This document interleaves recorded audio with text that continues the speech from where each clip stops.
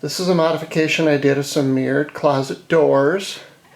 We have a walk-in closet which left no mirrors, and so my wife wanted some mirrors, and so what I did is got some mirrored closet doors, some of the small ones, and you can see that I set the doors on top of the baseboard, and they're secured in place by drapery brackets that I've painted.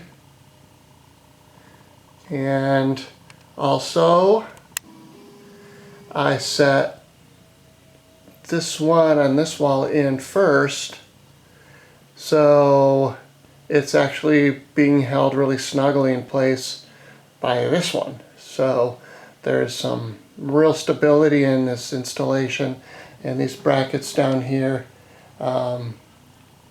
you can see they're really holding on. And yes, I found stud work that was really beneficial to making sure this doesn't move at all.